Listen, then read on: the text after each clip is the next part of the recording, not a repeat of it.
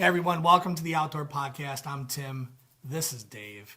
We're here in studio, chatting it up. Welcome to the spring kickoff. Before we get started today, I just want to say a special shout out to the companies who make this show possible. XOP Gear, who's making really great tree stands and harnesses and saddles, tree climbing sticks. They got pretty much everything you need to get up in the air as a bow hunter and get it done. I want to thank Trophy Ridge to help us bring all the rest you see in this show all the time. Of course, the Whisker Biscuit, what I consider king, because we're always using it here on the show, of course. But Trophy Ridge is also giving you 20% off. If you need it, go ahead and take it. Use code BHP2025. Take 20% off on their website today. You won't be disappointed, and it'll help hook you up.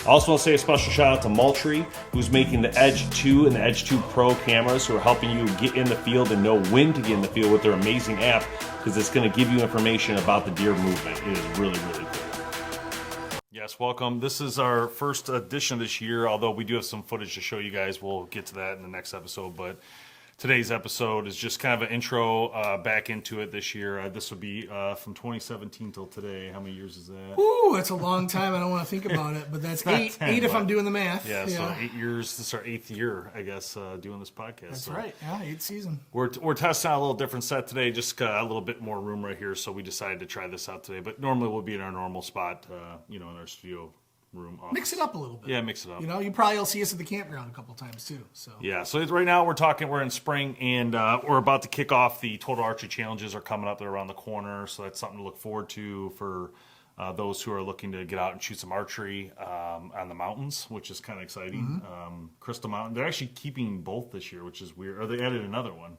so they have 3. So they three got in Michigan. Yeah, so they're Crystal Mountain, Boyne, and there's apparently one in the UP. Yeah. So. Yep. Which I did hear, in talking. I think is Nick. Nick is the owner.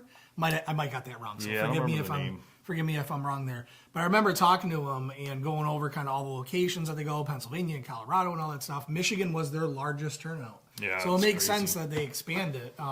We have and that holds. I mean, we have so many hunters in the state of Michigan. It's kind of cool. But to see the archery community turnout, even better.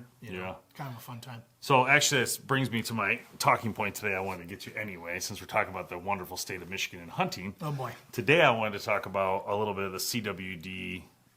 I don't know what you want to call it, but there's something going on there that's very sus. And and nowadays, I always like to, and I've always felt this way, but I always like to put, people have the best intentions. Right? Like in life, I always like to feel people have the best intentions for everybody, when they're doing these things, but when I researched CWD, what I came up with was, first off, I saw an article about it in the Free Press, and I thought, I'm going to read this article. I don't usually do it, but it says, CWD found in this farm deer, right? This just happened a couple weeks ago. I'm like, yeah, it seems a little sus. I'm going to break into this detail a little bit more. So I start reading it, right? And I start highlighting all the data they put in this thing. And what it turns out to be is one deer out of hundreds of thousands of tests. Yeah. So basically it's when I did the math, so I did all the mathematics backwards and everything, I figured it all out, went on the DNR's page, figured out how many tests are being administered, how many deer have it. It's literally less than 1%. Yeah. It's less than 1%. But all of our rules are based around that 1%. That's what I'm saying. So 1% of deer. And when my whole argument was, and I did a video on this, and people really did respond to it dramatically, actually. Good or bad? Oh, in a positive way. They all agree with me. But the thing is you look at it from a perspective of CWD, what do we don't know about it, right? A lot. We don't know if it hasn't already been here since 1,000, to 1500s. It could have always been a CWD. It could always been the natural process for deer to pass away. Maybe the deer didn't get vaccinated. Maybe the deer didn't get vaccinated. Maybe that's the issue.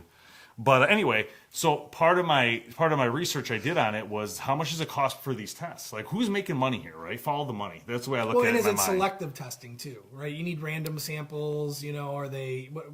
Regardless, let's play that one out. Let's say it's not selective, and they're testing populations that are higher in CWD, right? Like you take your deer in to report it because you think it has it, and then they find it, and then they record it. Yeah. Well, that would increase the numbers, right? But when you increase the numbers, you're still only at less than 1%. Yeah, correct. You know? If I did all the numbers, so either the numbers are right or they're inflated. Either way, less than 1%. Less than 1%, and I looked at the cost, and I don't know the true cost Michigan's paying per test, but I did find like the average using AI and like what is it? And it was somewhere between 130 and 160. I took the lowest of that, which you probably should take the middle, but I took the lowest. And so far, we've run X amount of tests, which is like 200-something thousand tests or something. Anyway, it comes out to about $18 million. And that's give or take, depending on that test price. Could be a little less, could be a little more. But the point is, we're spending that much money. We're banning baiting, right? Yeah. Which takes away farmers' money from selling this bait, takes away our ability to harvest more deer to help get the population down and keep it at which they want us bay. to take out all the deer. So hey, I'm just not following. And now I see legislation coming through that they're talking about. Oh, well, you know what? We're gonna push this idea through that you can bait again, but you have to buy a permit to do that for $20. And I'm thinking in my mind, I'm just like, oh my God, these people, all they ever care about is money. Yeah. That's all they care about. And on top of it, the money's to pay for CWD testing. Well, but let's couple what is this, the big scam? Let's couple that with the fact that they're raising the fees on everything. Well, that's the other thing. They didn't talk Right? about that. Yeah, that wasn't even talked about. Because they haven't raised fees in such a long time, and inflation and blah, blah, blah, but you have a dwindling population of hunters, right? Do you think raising the price is going to bring more hunters in? I don't know what that's the issue. The people running the show are not oriented for hunting. You know what I mean? They're oriented for what they want to call science. They want to call these other things, which because you studied science in college. There's a limit to that, especially when I guess let me put that back on you. So take your scientific mind, right? Yeah. And then take your hunting mind, because you're also a hunter now. Yeah. And what did you think about that whole scenario? Like, if you saw this, you're doing those tests, you saw that 1%. What's your thought process? Well, I think with a degree. I think in just this in general. area. I think just in general, just science theory in general. You can make the numbers look however you want, typically, right? Like there's a scientific process that you're going to follow. I get it. You can say that all day long, but at the end of the day, it all depends on how you're running the tests, what data you're collecting, and how you're going to justify that data, right? So let's say we have these test results. What does that tell us, right? There's nothing out there that tells us anything. It's just, here's the numbers. Now we have to make decisions based off of these numbers. So it really has nothing to do with anything other than a means of justifying where we were already going with our decisions, in my mind. Yeah. Right? I can use those numbers to justify it one way, or I can use those numbers to justify it the other way. It's kind of like politics, if you will. Well, that was my point in the original, when we started the conversation about the article, is nothing more than fear-mongering. Like, all of a sudden they just want to plaster in the media that there's a CWD incident, but it's one deer, and it's on a farm, and it's it's less than 1%. So my whole point is this: if we do the numbers and we just use math is the logic here, why are we doing any CWD testing? Why are we changing any rules? There's nothing to change, nothing to do, nothing to see here besides wasting money. Right. There's no reason. Track it, try something new, see if it changes. Right. You have a baseline of how many deer have it at that less than 1%. So change a rule, do some testing, and see if that pushes the numbers one way or the other. Yeah. You know what I mean? Try something with it. Don't just say, here's the numbers, and because we have one, that justifies us from shutting down everything else and doing all of these other things because of this one incident, you know? I don't buy it, and I think that you can make decisions differently. And to me, this whole thing is not necessarily, it's nothing more in my mind than they have to show value to their work. Mm-hmm. If they do all of this work and then they find out that the numbers are so low it doesn't mean anything, then they've wasted all this money, right? So we have to justify spending that money by implementing these rules. Yeah. Right? So it's about showing that they did something and what they did was meaningful. And I'm sorry, I'm probably pissing off some DNR people. Sorry, but facts are facts. I mean, it's not that we're trying to. No, I love the DNR. I'm good with the DNR. They need to step up in their own areas and say, okay, we don't need this. It's got to go. Bye bye. Yeah. We're not wasting money and then expecting more money from us in raising fees. And logically, try something different because what everybody argues about is that what you're doing isn't helping, or that the problem is so small that it doesn't matter, right? So let's do something different and get another baseline data set that we can go out there and say, we tried this, it did or didn't help. Mm-hmm. You know? Yeah. I guess my whole thing is the way I look at it is like if I run numbers, if I run a business and I run a project and the project tells me less than 1% is going to work, then to me, I just cancel the whole program. Yeah. I'm done. There's no more money wasted. We proved it out. We proved out CWD is not an issue. It's basically proven. They proved it themselves by testing all these deer. Same thing with like TB areas, right? Where there's been bans on baiting for a long time, but TB still exists in those areas. So what has it really done to do all this stuff? And their solution is we're going to give you a $5 antlerless deer license rather than a $20 antlerless deer license so that we can harvest more deer out of that population. I can't tell you how long that's been in place. How much longer are you expecting the result to be? Like, give us some guidelines. Like, if you're saying we're going to ban this, we're going to not do this, we're going to do this, then set the expectation as to when you think the result is going to happen. Is it going to be 3 years? But what is the result? What is it? Where's the end game? Where's the end game? If we're less than 20% deer herd, then we're going to cancel all the baiting issues. No problem. We're all back to normal. But we're less than 1%. So give us a goal to track to. You know. It doesn't even make sense. But and then the other thing I think is laughable. I mean, truly laughable is to say that okay, guess what, guys? Oh, we got this great thing going on. Guess what? We're going to let you bait again, and now you get to pay for it. I think it's laughable because my point is, you said all along, it's baiting's the issue. Baiting's the issue. And all of a sudden, baiting's not really an issue, especially if you're willing to pay for it.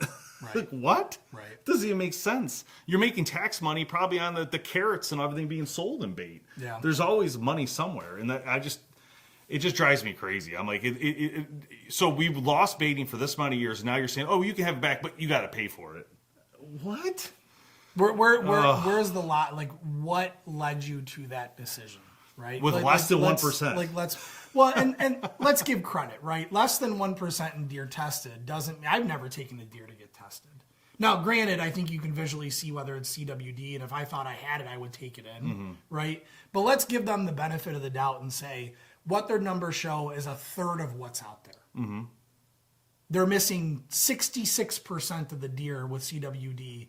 Because they just don't know about it and people aren't turning their deer. Yeah. 3% is still small. I was going to say, I would venture, even if everybody did it, let's say it's 5% or less. Yeah. It's still too small to be changing rules, adding costs, spending all this money. The bigger issue is the herd health.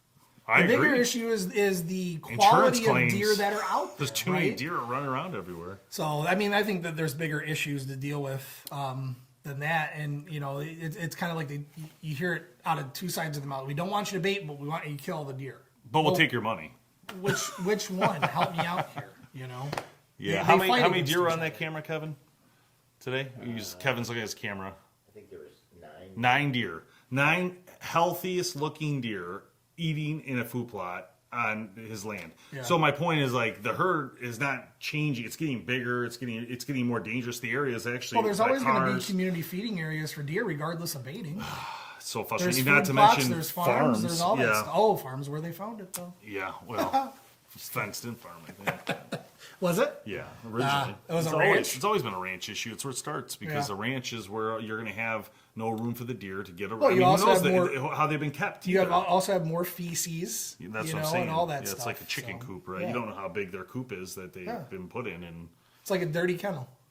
So anyway, that's a CWD topic. I know it's a tough one. It's political and all that, but like the problem is, again, you have these regimes running states, and these regimes make these decisions based on, I don't know what they're based on when you have less than 1%. I really don't understand how they could even consider changing anything because of that lowest percent. I mean, I just feel like they thought there was an issue, they handled it, and the percentage is so low, it's done. There's nothing left to handle. You've cleaned house. Now let's try to move the needle. Let's do something different and see if it moves the needle, right? And save money. Maybe we're at a stable point where the unrealistic expectation is to go to zero. Yeah. That's probably an unrealistic expectation. Every state's got right? CWD. It's not just us. Yeah. So I mean, if that's unrealistic, then let's try something different and see if that moves the needle, and then we can go from there. You know. Now, there's other states like Ohio who have never banned baiting. They kept baiting alone the whole time they've had CWD. But they have better deer herd management rules. Overall, yes. I mean, overall, that's the other thing. It's like they want to raise all these prices, but they don't really look at like what's going to drive people to actually come hunt in Michigan. Because I actually thought it was laughable when it said out-of-staters this much. I go, no one's buying out-of-state tag unless they're coming to visit family. But you remember the one person that we invited to come up here to hunt said, "I'm not." Yeah, he didn't even buy a tag. I'm going to buy a squirrel tag. Yeah, he bought a squirrel tag. Because it's not worth my money to come up here and hunt your deer when I can have my deer back in Indiana. Yeah. So, I mean, that's what I'm saying. If you want to make a state that's going to be awesome for hunting, then you got to really think that through. Like, what are we doing different? Well, just look at Ohio. Like, what's Ohio doing? Copy them. It's not that hard to figure out. It's like our neighbors to the south are doing it right. They always have giant bucks, you know. I mean, we have a lot of deer. We have a lot of deer. That's what I'm saying. We have opportunities to have really big deer if we just leave the bucks alone for a few years and let them grow. But, I mean, different ways to look at it. Again, you know, a food harvest tag's different than someone going for antlers, right? I mean, it's two different things we're talking about here. We're talking about trophies to drive people in. Other people like, dude, what are you talking about? I just got to eat, right? So, totally understand. And maybe there's a limit, maybe there's not. Maybe it has to do with food. I don't know. We've never run out of deer except for the UP. But that's more natural than it is over hunting. So. So second topic of the day, last topic too. We'll do two major topics. One of the things this year I like to do is talk about some hotter topics if we can, just to have some good conversation pieces. People love to chime in on these types of things in the comments, so feel free. We'd love to hear your comments on the CWD issues, the baiting issues, and the cost, right? Where's that stop? Where's it go? But the other thing that happened is the dire wolf. I don't know if you've seen I saw that. That's been breaking all over the news, man. That is an interesting idea. So how does this dire wolf that's 10,000 plus years old now being allegedly brought back to society? I just don't really understand where the point of it or the fit in, right? You can't release them. They're 6 feet long. I mean, they're huge. I mean, it's for a zoo. You know what I'm saying? Or just to prove they could do it? Yeah, I think number one, it's proof of concept. You know, it's kind of like the whole cloning thing when they. Well, it's almost like a real Jurassic Park, though. That's what's weird about it. It is 100% a real Jurassic Park, except for they didn't. You know, I don't know if they got the DNA from a mosquito. Oh, I know how they got it. I read a thing. So they found. I was just telling Kevin this earlier. They found the skull of a dire wolf or something like that, and in the tooth. They were able to extract the DNA, and the idea actually probably came from Jurassic Park. The original idea, like, oh, could we really extract DNA? That's a good idea. I might be wrong on this. I think what they did is they took that, they coded the DNA, right? Because they can code DNA, they can figure out all the DNA of a dire wolf. But then they took the DNA of an actual wolf and manipulated it to match the DNA of the dire wolf. Correct. So 95% of the dire wolf, I read 99.5, I think. It was 95% is the thing I saw. 95% of the dire wolf is the northern wolf, whatever we call it, the gray wolf. Gray wolf. And they took that last 5%, and that's where they digitized all what they basically took. The same 95 was the same. They just took that additional 5 and swapped it for the 5, and then it turned into the dire wolf. I thought it was 99.5. But that's okay. Oh, maybe it was 95. I heard chimps and us are only 2%. Okay, then you're probably right. But but basically, the point is like you see the thing, you're like, oh my gosh, dude, that's like it's got like a mane. The larger size when they got bigger, they got like a freaking mane, like a lion. It's crazy and amazing at the same time, but huge. Were they all white? Probably. Was that something that because you can choose eye color now and that's a great point. You know what I mean? It showed that they traveled from northern Canada down all the way down through Mexico. Like it was like a path they could travel. So one of the things I heard someone talking about was that it's kind of like a polar bear. Yeah, I get it. It starts in this cold region where it's maybe born, and then if it works its way down, cool. But maybe that's why they went extinct. Maybe it worked its way down. Now that aligns with the end of the last Ice Age, allegedly. Exactly, because maybe the ice was down that way. You know what I mean? And then it got to a point where it's Snow White. But now... Well, we'll find out because they're in Texas, and that's a warm Is that climate. where it was? Texas? Yeah. Okay, so it was Texas. Yep. I thought it was Montana or something. Yeah, I feel it was a like lab out of Colossus or something like that out of Texas. I would feel like they would need a colder environment, like northern Canada or something, Yeah, I mean, like maybe it could have been like a combination Saskatchewan. of environment and loss of food. Well, probably food. Yeah, I mean, probably back then. Who knows? But I'm interested to see how big I am interested. They also said they're going to do a woolly mammoth. I heard that. Yeah. And what's that off an elephant? They basically just use an elephant to... Yeah. Now, let's talk about that real quick. So the woolly mammoth, Kevin and I were actually talking about this earlier, trying to figure out the dates. So is the woolly mammoth the same time as dinosaurs or after or before? Way late. I think woolly mammoths were around with humans. People. That's what we were trying to figure out. Because we just weren't sure if the movie was real. No, I think they were around at the last ice age, which, So they were like an elephant, basically, just a different type, real furry, right? Yeah, they were like a hardy winter. That would be cool. I'm not gonna lie. It'd be sweet if they brought back a woolly mammoth. Now, what are they gonna do? Kevin's like, are they gonna buy an island and do like an actual real Jurassic Park? They might. That'd be pretty cool. It would be, because you could do sections of it, like fence off sections for certain animals. You know, like the wolves. I need to get a list of. Dude, that would be okay. So Universal just opened that new place, right? The Lego one? No, the Nintendo one. Yeah, the Nintendo one. Yeah, and I forgot the name of it. Universal something. It's brand new, and it's absolutely amazing, right? It's gonna crush the market. It's got like the Mario thing. It's got a Harry Potter thing. It's got another thing which I don't even know what it is. And now there's still room for them to add in other things. Oh, the one where they ride the dragons, that kids show, How to Train Your Dragon. Yeah, How to Train a Dragon. They have something with that. But my point is, you could do that on an island, but but maybe someone like that owns it, like Universal. You go into this huge thing, it's got the Jurassic opening. To get there, you have to take their cruise. Who owns Jurassic Park? Is it Universal? I have no clue. I think it's Universal. Couldn't even guess, honestly. Wouldn't that be awesome if they had the same Jeeps and it opens up? You have to take a cruise ship out to the island. Yes, it'd be so expensive, but awesome. That would be really interesting. Dude, a real life Jurassic Park. Petting zoo. It would. I mean, I was telling Kevin, it'd be. I'm mistaking the woolly mammoth for